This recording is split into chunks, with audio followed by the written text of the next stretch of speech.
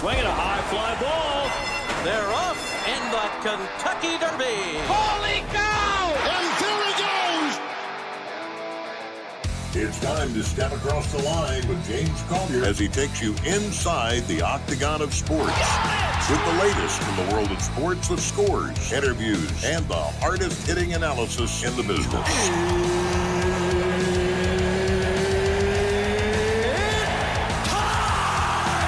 Let's step into the octagon of sports. Let's go! With your host, James Collier. As we step inside the octagon here on Across the Line on the Total Media Sports Network, I got to bring somebody in to help me out just a little bit to set the tone for what's coming.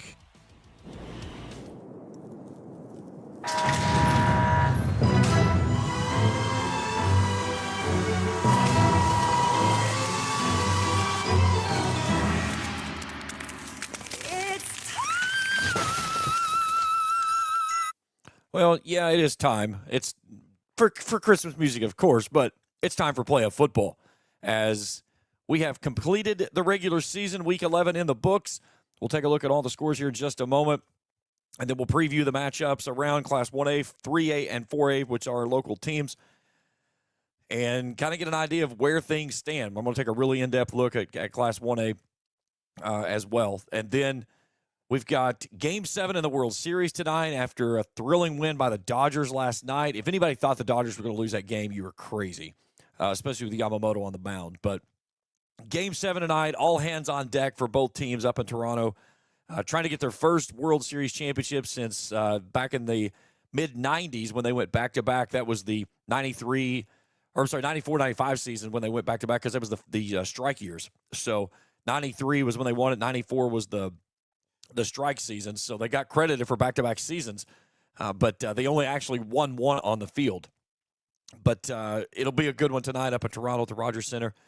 Top 25 football, some good games around the tab. And NFL, one game already in the books. The Miami Dolphins are an absolute train wreck. Lamar is back and looked healthy. We'll look at all of that as we go through things this evening. And then, of course, the Borders Sporting Goods Rant of the week. Time to own it. And we'll talk about that a little bit later on in the show. Okay, scores from around games last night. It was Lawrence County over Boyd County, 40-28. Greenup County goes on the road to Montgomery, gets a 32-22 victory. Paris over Morgan County, 39-14. It was Breathitt County hammering Russell, 35-13. Raceland outlast East Carter, 20-7 out in Grayson in a sloppy field on the Steve Walmick field out in the heart of the Parks. West Carter comes from behind, down 9-6, and wins 18-9 over Rowan County. Pikeville, no problem with Bracken County, 42-7. It was Fairview upending Lewis County, 48-7. Lex Cath beats Ashland, 24-6. It was Nicholas County over Bath County, 52-30. Somerset beats Hazard, 45-26. Fleming County and Floyd Central in a basketball score, 53-52. The Panthers win over the Jags.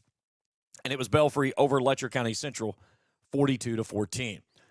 Okay, let's dig into the brackets of how things play. We'll start first with Class 1A, and I'll really go through into this one in depth because, again, we got a lot of coverage that's going to play out of this one here. There are two teams in the opposite side of the sister districts of Raceland, Fairview, Paris, and Nicholas County who have withdrawn from the playoffs. Berea dropped last week. Now Frankfort has dropped out. So that gives Paris a first-round bye. Raceland also gets a first-round bye because they would have played Frankfort when Berea dumped their opportunity to go to the playoffs. That moved Frankfort into the 3 seed, which gave Raceland a bye.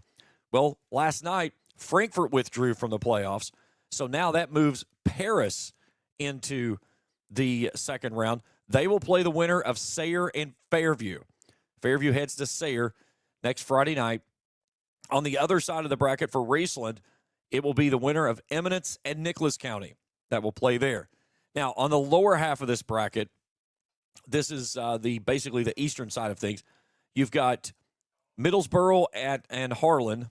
Hazard will entertain Pineville.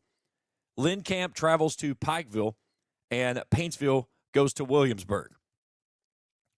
Again, in the first 2 rounds, it's bracket style. So when you look online, if you go to the KHSA and look at the brackets, you have to understand it is only there for the first 2 rounds. After that, things start shuffling around based off of RPI, and we'll look at that in just a second. Now, in the upper half of the Class A bracket, you've got Russellville and Holy Cross Louisville. KCD and will play in a host to Caverna. Campbellsville gets an early bye. They move into the second round. They'll play the winner of Fulton County and Bethlehem. Newport Central Catholic, Trimble County. Bishop Brossard, Bellevue. Covington Holy Cross, Dayton. Newport Ludlow. And that'll round out your west half of the bracket. Now, here's how the lineup is with the top 8 teams of each side of the state based off of the RPI. So on the west side of the bracket, KCD's 1, Campbellsville 2, Newport Central Catholic 3, Covington Holy Cross 4, Newport 5, Holy Cross out of Louisville 6, Bethlehem 7, and Bishop Brossard would be 8. On the east side of the bracket, we had some movement after midnight last night. Raceland is the 1. Pikeville is now the 2. When I went to bed last night, Pikeville was the 3. Middlesboro is the 3. Sayers the 4. Nicholas County the 5, Hazard the 6, Paris the 7, and Phelps the 8th. Now, here's how the things would play out if everything goes the way we expect it to go on paper. Raceland will move into the third round, and again, the Rams will be at home as long as they win all the way to the state championship, as will KCD, as they are the number 2 team in the RPI. Now, the biggest matchups that we've got to see is expected Middlesboro and Hazard would advance in their first-round games. Now, the winner of that game will determine the path of who goes to Raceland. If Hazard beats Middlesboro, the way things would play out then is then Hazard would come to Raceland, and if Sayre wins through their side, which they've got to beat Paris, they would then go to Pikeville. If Middlesboro beats Hazard, then what happens is Middlesboro goes to Pikeville and Sayre comes to Hazard in the third round. Then once you get into the state semifinals, it's the top 4 teams that's left remaining, no, regardless of RPI or regardless of East-West. It's just RPI. So if you look at your top 4 that you have right now, East and West, that would bring Pikeville to Raceland and would send Campbellsville to KCD on Black Friday. That's how things lay out on paper as of this moment. Again, there's still a lot of games that have to be played in the postseason and to determine how things play out. But that's where Class Single A sets up right now and the potential matchups for the Rams as they make their trip toward Kroger Field. Okay, let's jump over to Class 3A now. So in Class 3A on the east side of the bracket, Lloyd Memorial, who's undefeated, 10-0, they'll play host to Bath County. East Carter entertains Henry County. The winner of those 2 games will play each other. Again, you'd have to have one of the most monumental upsets of the country for Bath County to beat Lloyd Memorial, which would put the Raiders on the road the rest of the way. Russell plays Carroll County. Bourbon County entertains Fleming. And in the winner of those 2 games would play. So you would expect Russell and probably Bourbon to play in the second round. Either way, Russell's going to get a pair of home playoff games. In the bottom half of that bracket, you've got Bell County and Powell County, Letcher County Central, Knox Central, Lawrence and McCreary, and Rockcastle and Estill. And then again, once you come out of that bracket, you go into RPI, and then it settles things of where things would land. In Class 4A in the east side, Highlands entertains Greenup, Ashland entertains Mason. Johnson Central would be at home the entire way to the state semis as long as they continue to win. They'll play Harrison County in the first round. Covington Catholic plays Boyd. In the bottom half of that bracket, Boyle County, Whitley County, Harlan County and Wayne County, Corbin and Russell County, and then Lincoln County and Perry County Central. Now, a win by Ashland would send them to Highlands as long as Highlands beats Greenup. If Greenup upsets Highlands and Ashland wins over Mason County, then Greenup would come to Ashland. That's the only way Ashland will have a second-round playoff game is that. Now, the other side, if Johnson, as long as Johnson Central wins, like I said, they are in the driver's seat going forward. And then Covington Catholic and Boyd County will go to Johnson Central. If as long as Johnson Central wins, that's who Johnson Central's next round opponent would be. And then again, it goes to RPI from there on that side of things. So that's a look at all the games from last night from around the area and kind of how things shake out in the upcoming 2025 UK Healthcare Sports Medicine State Football Finals. Again, the first weekend in December, that December the 5th at high noon. That's your Class A football championship. They play 3 games on Friday, 3 games on Saturday, and it should be a phenomenal run all the way through. The Class 3A championship will play on Saturday at noon, and the Class 4A championship will play Friday night at 8 p.m. All right, let's step out for a break. We come back, we're going to dive into Major League Baseball, Game 7 of the World Series. That's the way it should be. All tied at 3 after a remarkable game-ending double play turned by the Dodgers last night to get out of a jam in the 9th up at the Rogers Center to force the decisive 7th game. We'll break it down when we continue our coverage here on Across the Line on the Total Media Sports Network. Looking for the latest archery gear? Check out Borders Sporting Goods for your best selection of Hoyt and Matthews bows, as well as 10-point crossbows with a full selection of accessories for all your hunting needs. Borders also offers a full selection of shotguns and rifles with plenty of ammunition and reload supplies, along with a full selection of benchmark and case knives. Borders is your headquarters for the largest selection of Liberty gun safes in the area, no matter how big or small you need to keep your firearms safe. Before your next hunting excursion, stop by and stock up at Borders Sporting Goods, US 60 West in Ashland. Primary Plus is your home for quality, advanced, affordable health care, offering family health, OBGYN, counseling, dental, diabetes management, patient-centered medical homes, school-based health services, and a pharmacy. Primary Plus also offers the COVID-19 vaccine. Primary Plus with locations in Ashland, Vanceburg, South Shore, Grayson, Tollsboro, Maysville, Flemingsburg, and now in Moorhead. Online, primaryplus.net. For quality, advanced, affordable health care, come to Primary Plus. Again, online, primaryplus.net. At Clark's Pump and Shop, we're not just a gas station, we're your neighbors. We're the folks who support your child's sports teams, fuel your mornings with fresh ground coffee, and have a friendly staff that probably knows the name of your dog. Clark's Pump and Shop. Return, refresh, refuel. Tired of gas prices draining your wallet faster than your tank? Download the Clark's Pump and Shop Rewards app. Earn discounts on gas, breakfast sandwiches, drinks, and more. Fuel up, snack up, save up with Clark's Rewards. Clark's Pump and Shop. Return, refresh, refuel. At First National Bank, we strive to make every person that walks through our doors feel like family, because to us, you are. For over 120 years, we have lived in and served the families of Kentucky with genuine care through the good times and the bad. Come and see the difference banking with family can truly make for you at any of our 7 locations, or visit our website at www.fnbgrayson.com. First National Bank, member FDIC.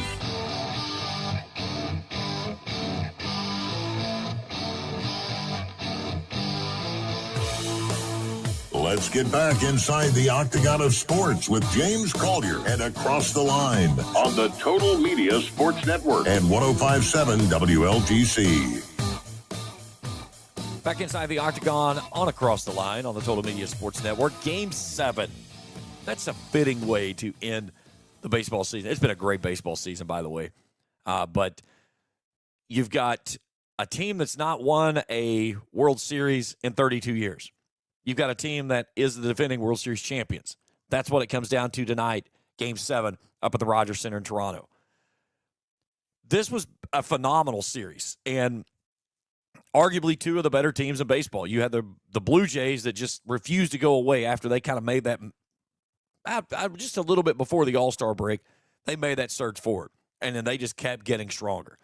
And the Dodgers, again, it's the new era New York Yankees, if you will, just much more likable. But it's no secret. They do not care how much money they have to spend to try to get the World Series championship. But the backside of things is that the New York Mets, the New York Yankees, the Los Angeles Dodgers, those are the teams that are going to break baseball because of the collective bargaining agreement that's going to come up after next year. And they're going to want a salary cap so these teams can stop spending so much money. But then there's going to have to be something put on teams that says, well, we don't care about the salary cap. We'll just pay the luxury tax, which is what the Dodgers, the Yankees, the Mets, and so forth does. Well, they don't want that availability.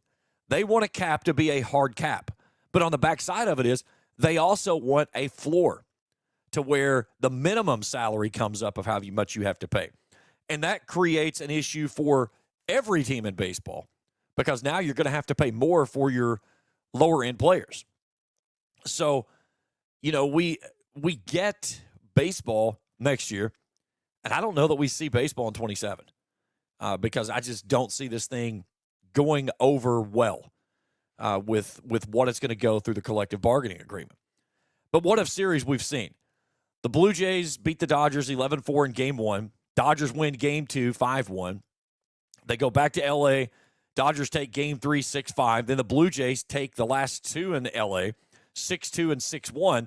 And then we go back to the Rogers Center, and the Dodgers last night get a 3-run third inning.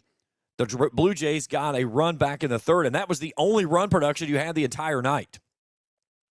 Yamamoto gets the win, 6 innings, 5 hits, a run. It was earned. He struck out 6, walked a batter. Kevin Gausman, 6 innings, 3 hits, 3 runs, struck out 8, walked 2. The Blue Jays out-hit the Dodgers 8-4. And that's not been uncharacteristic in this series. The Blue Jays have out-hit the Dodgers in most of the games. But the Dodgers have made the most of what they have had opportunities to do. And the biggest play last night came when Mookie Betts brought in 2. So you look down the Dodgers lineup last night. Ohtani 1 for 3. Will Smith 1 for 3. Betts 1 for 3 with two runs driven in. And outside of that, you go zeros till you get to Trey Edmond down at the bottom at 1 for 4. Now, on the Blue Jays side of things, George Springer back in the lineup yesterday, 2 for 4 with an RBI at the top of the lineup. Vlad Guerrero Jr. 1 for 3. Bo Bichette 1 for 3. Addison Barger, who has arguably got his name in the mix. If the Blue Jays would win the World Series, he is in the mix for MVP. But I think you also have to look at the possibility of Trey Savage as being in that same conversation. The crazy thing of it is, though, is that what it's going to come down to is who becomes the hero in Game 7 is going to be your World Series MVP. Eddie Clement, also another guy at the bottom of the order. You got 4 hits of your 8 from your bottom half of your order for the Toronto Blue Jays. Vlad Guerrero Jr. Doubled. Clement doubled. Barger had 2 doubles last night. And the question becomes, which team flinches first tonight? The Blue Jays have already announced their starter and exactly who I thought they would go to in Game 7, even though it's not his spot in the rotation. But they're going to go to the crafty veteran of Max Scherzer. And on the other side for the Dodgers, it's still TBD, to be determined. And I think that it's going to be Shohei Ohtani. Tyler Glasnow, who could have been in the rotation for the start, he worked an inning in relief last night and actually picked up the save. Scoreless, hitless baseball. So the big thing of it is this is the final game of the year. It doesn't matter pitch counts, tired, sore, hurt, whatever. If you got anything in the tank tonight, you got to give it. So everybody is available tonight with the exception of Yamamoto and Gausman. Other than that, you got to go get it. So it comes down to one final game to decide all the marbles in Major League Baseball. Can the Dodgers find a way to win it on the road, or can the Toronto Blue Jays, who have been phenomenal at home, 54-27, the Dodgers are 41-40 on the road. A loss would put the Dodgers at 500 on the road, but a win would put them over 2 games, over 500, and bring home back-to-back World Series championships. I don't know. I think that I like the fact that Toronto is giving the ball to Max Scherzer. The basic fact of it is, though, as we have to all understand, is that this is not the Max Scherzer that was probably one of the most feared pitchers in all of baseball. This is back end, last hurrah, basically, of Max Scherzer. Now, do we get a Max Scherzer performance that is Kurt Schilling, bloody sock in Boston-esque type of thing? if they do and Scherzer gets the World Series championship, no doubt about it, I think he retires. Why would you not go out after being the winner in Game 7 of the World Series and make that your final game of your career? That's what has been a storied career at that. I like the move, and I like the fact that Toronto never hesitated. You know, when they went out to go take him out in the last game he pitched, and he looked at his manager and he said, "I'm not coming out. You're not taking the ball." And there was a lot of adjectives that was added into that conversation. And his manager loved that because he loves the ferocity of him. And he said he could see it when he came out, just the look that Scherzer was giving him of saying, "You're wasting your time walking out here because I'm not coming out of this game. You're not taking this baseball."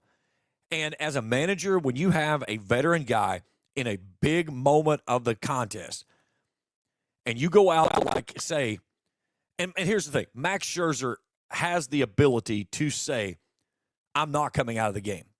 And as a manager, you have to respect that as well, of understanding this guy he's pretty straightforward. If he's telling you he's got it, he's got it. And there probably would have been a fist fight to take him out of that ballgame. But tonight, it's got to be the fact that which team can get into the other team's bullpens first.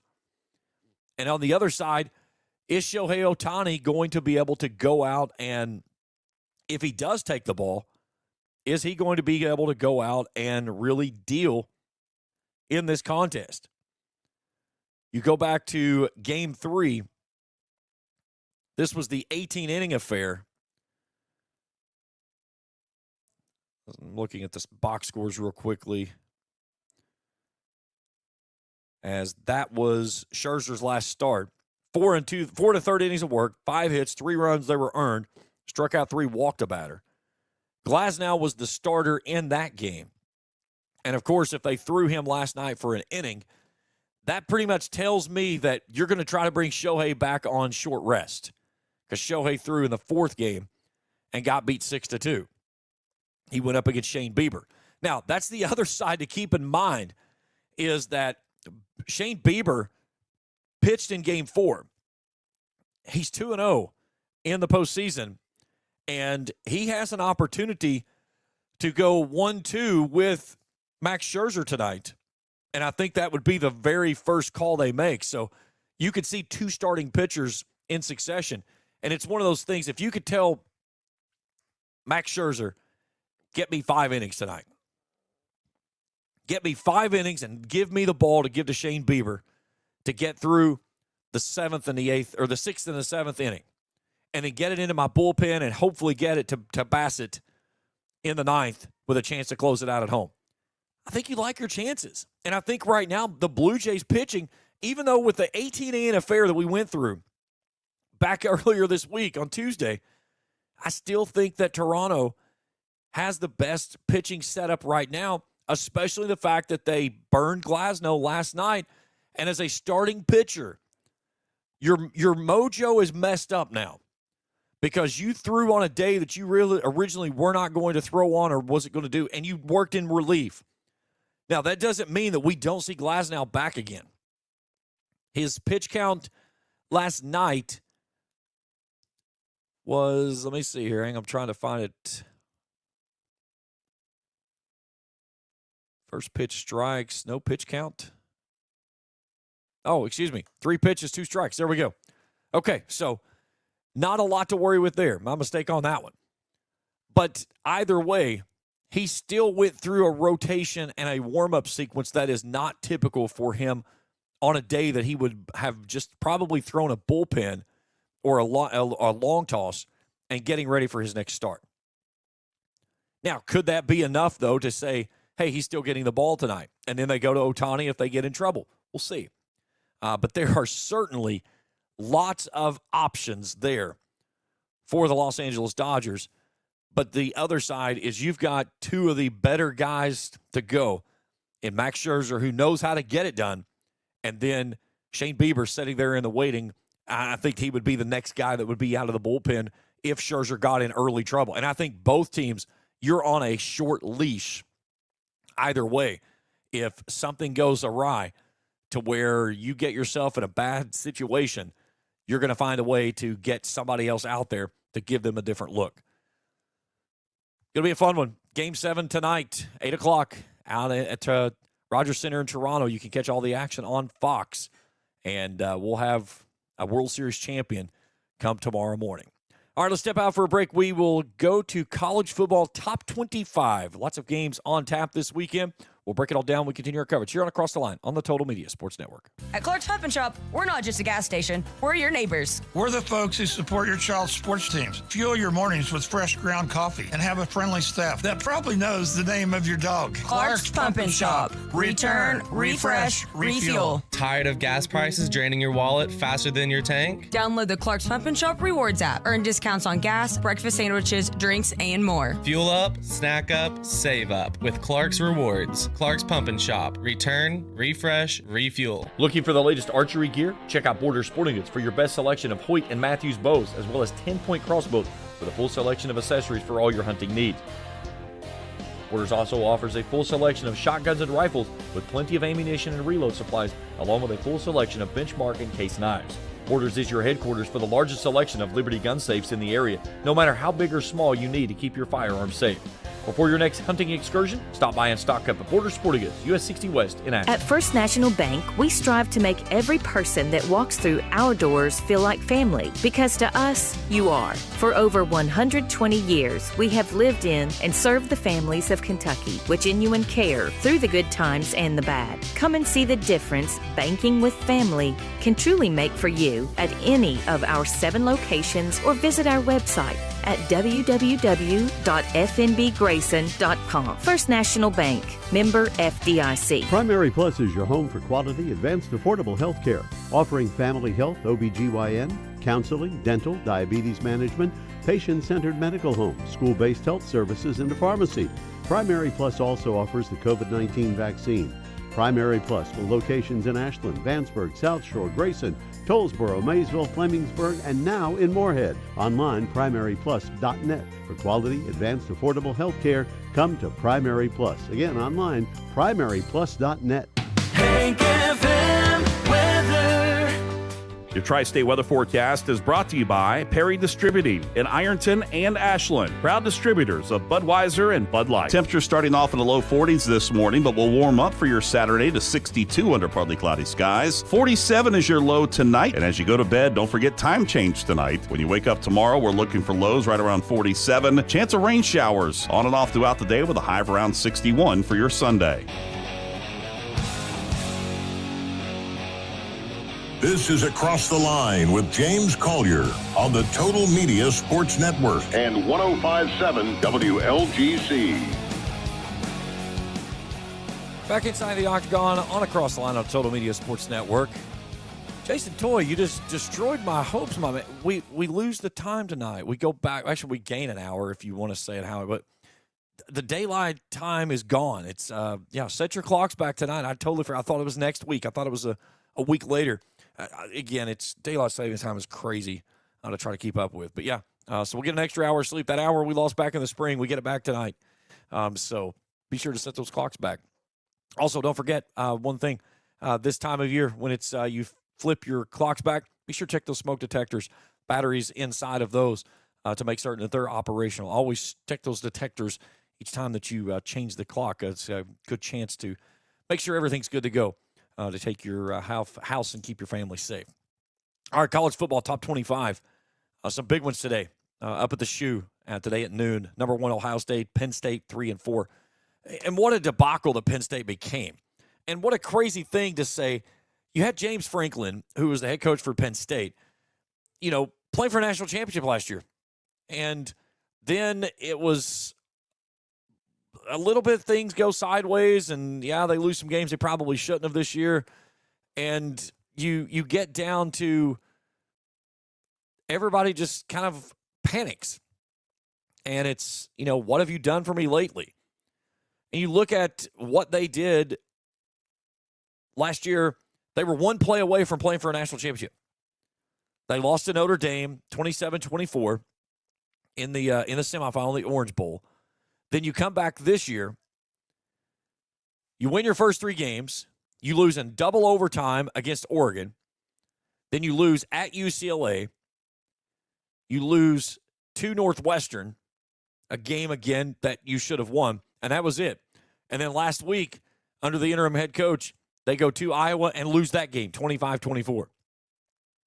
Now, the way the schedule lines up for the rest of the way, number 1 this week, number 2 Indiana next week, at Michigan State, Nebraska, and at Rutgers.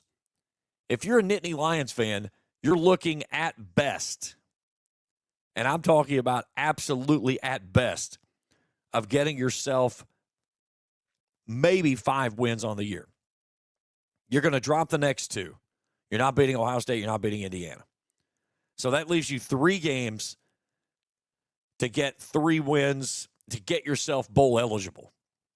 And you're talking about a team that was ranked in the top 5 at the beginning of the year. A team that many thought might be coming down to Ohio State, Penn State as your national championship opportunity. And now we're talking about a team that is just trying to get bowl eligible. That's how crazy things can happen in the world of college football. Drew Aller has not done himself any favors by not going into the quarterback class last year and trying to get drafted. Because the basic fact of it is, this year's draft class coming out is remarkable. You could see maybe 5 quarterbacks going in the first round this year. And Drew Aller is not going to sniff that list anywhere near. Aller at the moment right now might not even get enough to where he gets any form of a guarantee by getting drafted. I mean, we've been looking at a Shedeur Sanders type of conversation where he gets drafted so low that he's going to be on a practice squad somewhere. And again, I don't know that Drew Aller has ever been what I would consider an NFL caliber quarterback by any means. But the backside of it is, this is a guy that probably could have done himself some good by going last year rather than waiting this year. So we'll see how it plays out. But Ohio State, an 18.5-point favorite today up at the shoe as they try to move their record to 8-0, 5-0 in Big Ten play. A big one today down in Austin at noon. Number 9, Vanderbilt. Number 20, Texas. One thing about Vanderbilt, again, being relevant for the first time in ever, okay? The thing of it is that any of the players that play for Vanderbilt right now, the last time Vanderbilt was any form of being relevant, obviously they wasn't. Their parents might not even have been alive either. But they have absolutely run the gauntlet to get themselves to where they are. So you can't say that there's anything wrong with their schedule. Here's what they've done. They won against College of Charleston, or Charleston Southern, I'm sorry, then Vautech. They beat then-ranked South Carolina that was 11th, 31-7. And that's when things got moving. They beat up on Georgia State, beat up on Utah State. They lose to number 10 Alabama, and everybody's like, okay, Vanderbilt is, they're in the conversation, but they're not quite there yet. Well, the last 2 weeks, they've beaten ranked opponents. Number 10 LSU, 31-24. And then last week, 17-10 over Missouri. Now they go to Austin against 20th ranked Texas and Arch Manning. Their last 3 games, Auburn and Kentucky, both very winnable. And then they close the thing out against number Tennessee and Knoxville. They currently sit 3-1 in the conference. They are in 5th place, sitting behind Georgia and Ole Miss, who are 4-1, Alabama, Texas A&M at 5-0. But you are totally talking about a team that is in the college football playoff conversation. And that's crazy to think of a team that was a whipping post for the entire league of the SEC. Texas is a 3.5-point favorite here. I still like Pavia and the Commodores. I think they've got something special. They've got a little swagger about them. They kind of got that swagger last year when they beat Alabama, and they continue that moving forward. I like Pavia as the quarterback for the Commodores. I think he's got that moxie. He puts you a lot in mind of a Baker Mayfield type of deal. He's got that grit. I think you could almost say maybe a Baker Mayfield, Johnny Manziel combination is what you get from Dabo Pavia. So we'll see how it plays out, but I really like that kid, and I think he plays so well. And he's a baller. I mean, he is not afraid to pull it down and take off running, and he doesn't slide. He'll lower the shoulder and try to run through a guy. He's got that much energy. Our 10th-ranked Miami is at SMU. West Virginia heads to 22nd-ranked Houston. Today at 3, number 16 Louisville is at Va Tech. Va Tech is a name you need to keep your ears open for because that may be the landing spot of one James Franklin. He has ties to that area recruiting of all the areas that you would recruit out of Virginia, and Virginia Tech at 3-5, 2-2 in the ACC. There have been some conversations already throwing around that James Franklin's next landing spot could be Va Tech. We'll see how it plays. Second-ranked Indiana, Kurt Cignetti takes his team on the road to Maryland as a 21.5-point favorite today up at College Park. At 3:30, number 5 Georgia's at Florida. 12th-ranked Notre Dame is at Boston College. The interesting thing's going to be this Tuesday night when our first college football playoff rankings come out and to see where Notre Dame lands in that ranking. Because, again, the way things play out this year, we're still playing a 12-team playoff. But conference champions are not guaranteed buys in the first round. So I'll look at it here in just a second and kind of dig into it more. But that 12th seeding right now where Notre Dame is, that's a question mark because of some stuff that has to play out. 13th ranked Texas Tech's at Kansas State. Number 15, Virginia's at Cal at 3:45. Tonight at 7, South Carolina is the 7th ranked Ole Miss. Purdue travels to the Big House against 21st ranked Michigan. Number 8, Georgia Tech's at NC State at 7:30. Number 18, Oklahoma's in Knoxville down at Neyland Stadium against the 14th ranked Vols. 23rd ranked USC's at Nebraska tonight at 10:15. This is the one everybody's keeping an eye on, especially if you're a Notre Dame fan. Number 17, Cincinnati is in Salt Lake City against 24th ranked Utah. Utah, an 11.5-point favorite in this game. Cincinnati comes in at 7-1, undefeated in Big 12 conference play, and that is huge to talk about here in just a moment. You've got one game that has already gone final in top 25 action. It's number 25, Memphis, beating up on Rice 38-14. Okay, now let's dig into where we stand based off of how things they believe that would go if things played today. So, again, we get our first rankings coming up on Tuesday night. So I'm going off of the top 25. So the way it works is that your top 4 teams, regardless of whether a conference champion or not, are going to be your top 4 teams that get buys. So right now, based on the way that works is you would have Ohio State and Indiana as your 1 and 2, Texas A&M and Alabama as your 3 and 4. 2 SEC teams, 2 Big Ten teams. Okay, number 5 would be Georgia, 6 would be Oregon, 7 Ole Miss, 8 Georgia Tech. Those teams would host in the first round. Now, here's where it gets interesting. You've got number 9 would be Vanderbilt. Number 10 is BYU, who is also tied with Miami, which would be 11th. Number 12 is Notre Dame. But the problem with that is you do not have your group of 5 champion in there. So you got to go all the way down that list to get down to the Memphis Tigers, who are sitting at 25th. That would now be your number 12 team and would take Notre Dame and bump them out. Now, the question becomes, when the college football playoff rankings come out, will BYU actually still be there at 10th at 8-0? And Notre Dame, who will probably be at that point a 6-2 team, will they put them in? The question with BYU is, do they do enough to catch the eye of the selection committee? Again, they play Texas Tech next week. They're on a bye. So, you're setting yourself up for an opportunity, obviously, but you've got yourself in a conundrum because you are in the worst possible place when you're on that bubble to catch the eye of the attention of the committee. They only have one win against a top 25 team. That was on number 23, Utah, 24-21 2 weeks ago. All of their other games have been against non-ranked opponents. Portland State, Stanford, East Carolina, Colorado, West Virginia, Arizona, Iowa State, and then Utah, the one win. Now, they do have some stuff sitting in front of them next week at Texas Tech, TCU at number 17, Cincinnati, and then to close things out against UCF. But not exactly the schedule that you hope to have.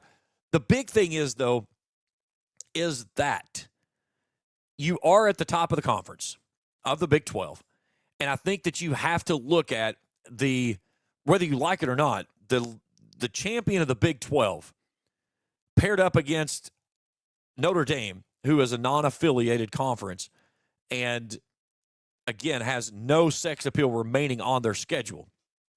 And the only good win that they have on their schedule was number 20 USC, 34-24 last week. They lost to number 10 Miami by 3 to open the season. They lost to Texas A&M, 41-40 at home. Since then, Purdue, Arkansas, Boise, North Carolina State, USC. They play Boston College today. They close the season out Navy, Pitt, Syracuse, Stanford. So nothing there that's going to wow you as a member of the committee, and you look at a 2-loss Notre Dame team, is that enough to put them in over top of some of the other teams that's going to be in this conversation? It's going to be interesting to see how this thing shakes down, without a doubt, coming down the stretch. Obviously, the Irish want USC to continue to win.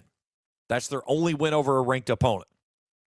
They hope to get that game brought up higher into the rankings.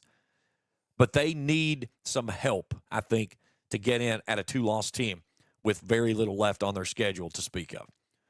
All right, let's step out for a break. We come back, we'll dive into the NFL. One game already in the books and a good slate of games on tap this weekend. That's as we continue our coverage here on Across the Line on the Total Media Sports Network. At First National Bank, we strive to make every person that walks through our doors feel like family, because to us, you are. For over 120 years, we have lived in and served the families of Kentucky with genuine care through the good times and the bad. Come and see the difference banking with family can truly make for you at any of our 7 locations, or visit our website at www.fnbgrayson.com. First National Bank, member FDIC. At Clark's Pump and Shop, we're not just a gas station, we're your neighbors. We're the folks who support your child's sports teams. Fuel your mornings with fresh ground coffee and have a friendly staff that probably knows the name of your dog. Clark's Pump and Shop. Return, refresh, refuel. Tired of gas prices draining your wallet faster than your tank? Download the Clark's Pump and Shop Rewards app. Earn discounts on gas, breakfast sandwiches, drinks, and more. Fuel up, snack up, save up with Clark's Rewards. Clark's Pump and Shop. Return, refresh, refuel. Primary Plus is your home for quality, advanced, affordable health care, offering family health, OBGYN, counseling, dental, diabetes management, patient-centered medical home, school-based health services, and a pharmacy. Primary Plus also offers the COVID-19 vaccine. Primary Plus with locations in Ashland, Vanceburg, South Shore, Grayson, Tollsboro, Maysville, Flemingsburg, and now in Moorhead. Online, primaryplus.net. For quality, advanced, affordable health care, come to Primary Plus. Again, online, primaryplus.net. Looking for the latest archery gear? Check out Borders Sporting Goods for your best selection of Hoyt and Matthews bows, as well as 10-point crossbows with a full selection of accessories for all your hunting needs. Borders also offers a full selection of shotguns and rifles with plenty of ammunition and reload supplies, along with a full selection of benchmark and case knives. Borders is your headquarters for the largest selection of Liberty gun safes in the area, no matter how big or small you need to keep your firearms safe. Before your next hunting excursion, stop by and stock up at Borders Sporting Goods, US 60 West in Ashland.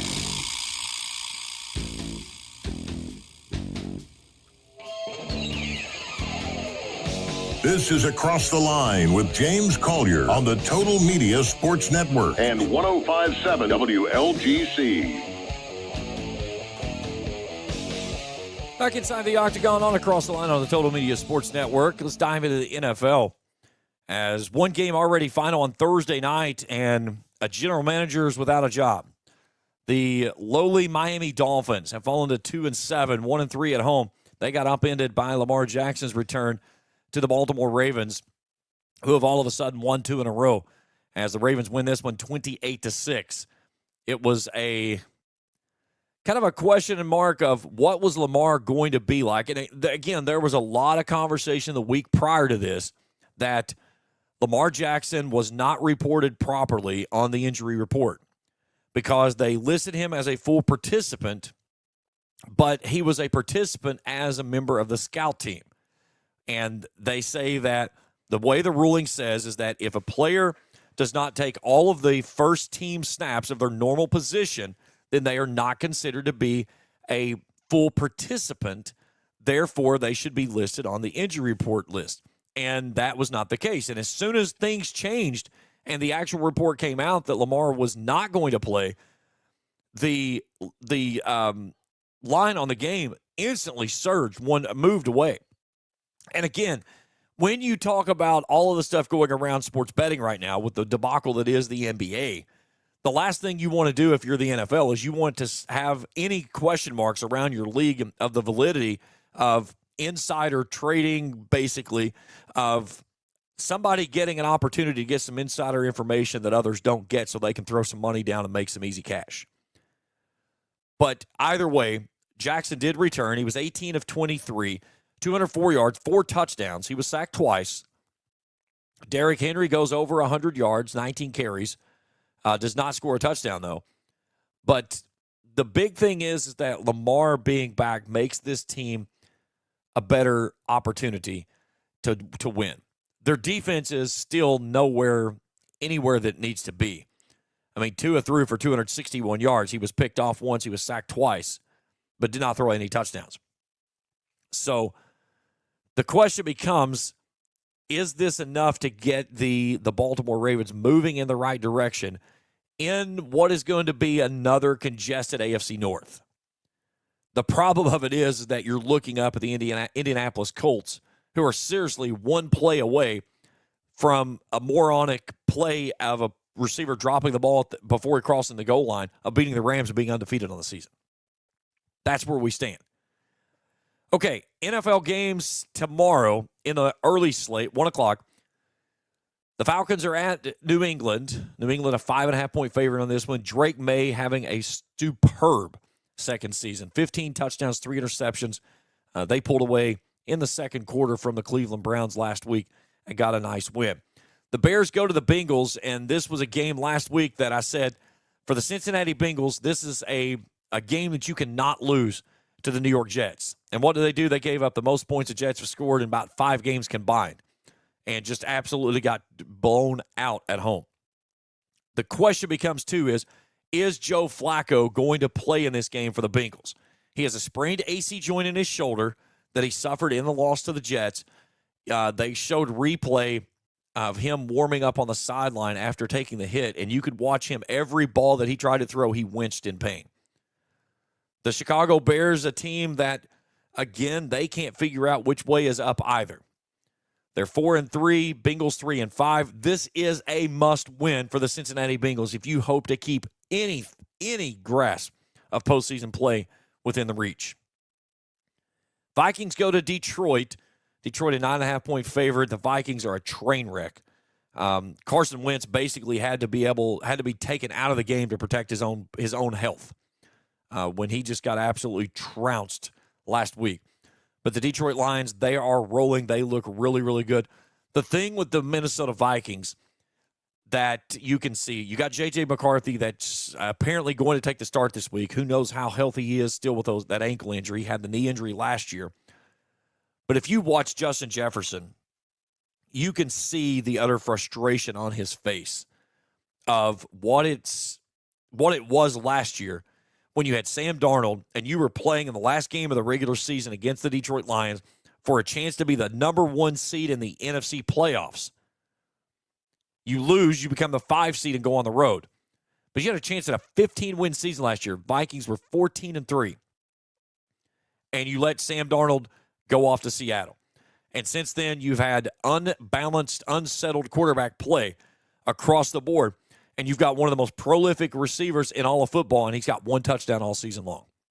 That is a huge problem in Minnesota. JJ's not going to hang around for that kind of shenanigans. He wants to go somewhere that somebody's, 1, going to throw him the ball, and 2, they're going to win. But you can see the utter disgrace and disappointment in his face every time that something goes awry there with their offensive play. Panthers are in Green Bay. Chargers at the Titans. 49ers at the Giants. Cam Scatterbo, a devastating loss last week with the ankle injury. It was much worse than they expected it to be. They're talking about 6 to 8 months recovery time before he's going to be back. So looking at next year, but the question becomes, how big of a loss will that be for the Giants, who were starting to pick up some momentum a little bit. Again, still 2-6, but Jackson Dart has looked the part. I think the Giants have a really good quarterback that's going to settle in and be nice for them. But you lose Malik Neighbors. That would have been huge for Jackson Dart to have to throw the ball to. And now you lose Cam Scatterbo. How many big pieces that the Giants have can you continue to lose and still come up with an opportunity to win? San Francisco, a 2.5-point favorite up at the Meadowlands and East Rutherford. Colts are at the Steelers. Colts 7-1, Steelers 4-3. Broncos at the Texans. The late games in the 4 o'clock hour, Jaguars at the Raiders. Saints at the Rams. Chiefs and Bills in Orchard Park. Sunday Night Football, Seahawks Commanders. I don't know that this is a sexy game that's going to really draw much to it. I mean, the Seahawks 5-2 and kind of a, oh, wow, you're 5-2 type of thing. The Commanders can't keep anybody healthy. Will Jaden Daniels be back at quarterback, and how healthy is this team? You got Terry McLaurin that's been in and out. Debo that's been battling some injuries of himself. It's just a team that played in the NFC Championship this year and now 2 games under 500. So we'll see how that plays out. Monday Night Football, Cardinals are at the Cowboys. Browns, Jets, Eagles, and Bucks on bye weeks this week. All right, we'll take our final break. We come back. It's the Borders Sporting Goods Rant of the Week. Own it. We'll talk about it when we continue on Across the Line on the Total Media Sports Network. Primary Plus is your home for quality, advanced, affordable health care, offering family health, OBGYN, counseling, dental, diabetes management, patient-centered medical home, school-based health services, and a pharmacy. Primary Plus also offers the COVID-19 vaccine. Primary Plus with locations in Ashland, Vanceburg, South Shore, Grayson, Tollsboro, Maysville, Flemingsburg, and now in Moorhead. Online, primaryplus.net. For quality, advanced, affordable health care, come to Primary Plus. Again, online, primaryplus.net. At First National Bank, we strive to make every person that walks through our doors feel like family, because to us, you are. For over 120 years, we have lived in and served the families of Kentucky with genuine care through the good times and the bad. Come and see the difference banking with family can truly make for you at any of our 7 locations, or visit our website at www.fnbgrayson.com. First National Bank, member FDIC. Looking for the latest archery gear? Check out Borders Sporting Goods for your best selection of Hoyt and Matthews bows, as well as 10-point crossbows with a full selection of accessories for all your hunting needs. Borders also offers a full selection of shotguns and rifles with plenty of ammunition and reload supplies, along with a full selection of benchmark and case knives. Borders is your headquarters for the largest selection of Liberty gun safes in the area, no matter how big or small you need to keep your firearms safe. Before your next hunting excursion, stop by and stock up at Borders Sporting Goods, US 60 West in Ashland. At Clark's Pump and Shop, we're not just a gas station. We're your neighbors. We're the folks who support your child's sports teams. Fuel your mornings with fresh ground coffee and have a friendly staff that probably knows the name of your dog. Clark's Pump and Shop. Return, refresh, refuel. Tired of gas prices draining your wallet faster than your tank? Download the Clark's Pump and Shop Rewards app. Earn discounts on gas, breakfast sandwiches, drinks, and more. Fuel up, snack up, save up with Clark's Rewards. Clark's Pump and Shop. Return, refresh, refuel. Fox News, I'm Pam Huso. Headaches at the airport. Hundreds of flights canceled today amid the government shutdown as air traffic controllers call in sick. There was a close call yesterday at Boston's Logan Airport between a landing plane and another clearing for takeoff. And at LaGuardia in New York, 2 planes collided on the tarmac. The FAA said last night half of its core 30 facilities are experiencing staffing shortages. Fox's Rebecca Castor. 2 federal judges say, shutdown or not, food programs must be funded. The rulings ordering the Trump administration to use emergency funds came a day before the food aid was supposed to stop. Fox's Chanley Painter. 42 million Americans rely on SNAP benefits. More than 1 million of them are veterans. America's listening to Fox News.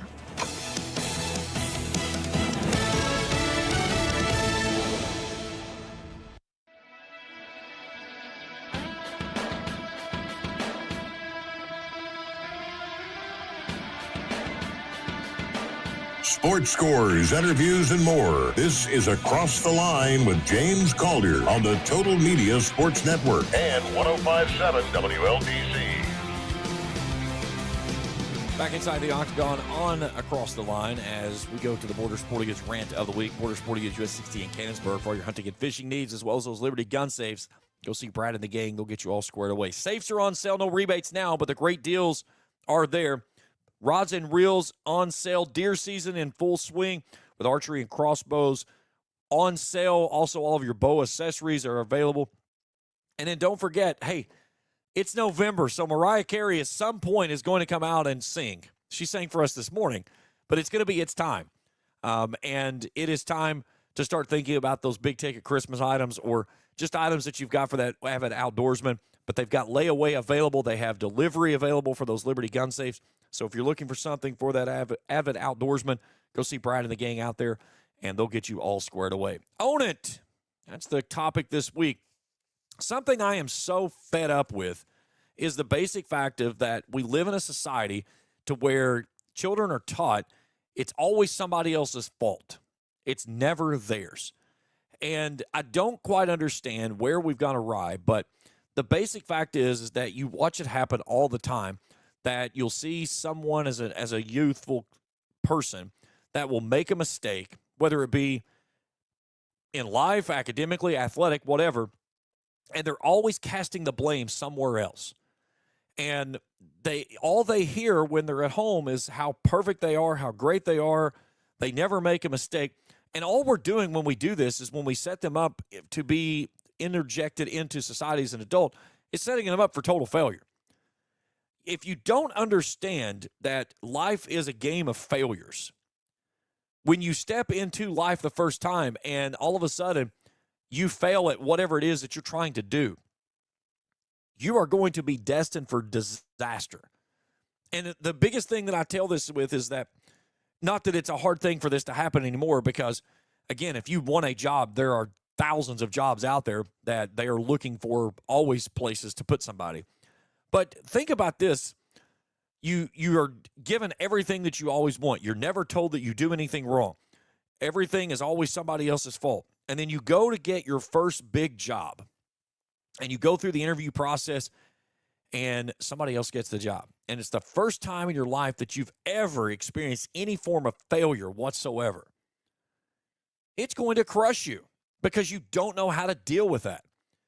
And I think that it's so sad to watch how parents are so wanting to put their kid in a bubble of trying to protect them from any form of failure that could be out there that they would have to experience. Now, again, I'm not telling you to, as a parent, as a parent myself, I had two great kids. My kids experienced failures along the way every single day. I experienced failure along the way every single day. But it's how we learn from those experiences and be able to build from that and move forward. And if you don't learn from your mistakes, then really what have you done anything with going forward at all? So the biggest thing that I'll leave you with on this is when your kid makes a mistake, it's okay for them to make a mistake. It's the teachable moment that you have as a parent to build on that mistake and help them move forward to become a better person. Not tell them, oh, you didn't make a mistake, it was somebody else's fault. That's not teaching them anything. It's teaching them how to be self-centered, selfless, and only worry about them. And that is not going to entail anything that's going to be positive moving forward into society. That's the Borders Sporting Goods Rant of the Week. That's it for us this week, guys. I'll be back with you next week. Don't forget, daylight saving time ends tonight. Set that clock back. Enjoy the weekend. We'll talk to you next week right here on Across the Line on the Total Media Sports Network.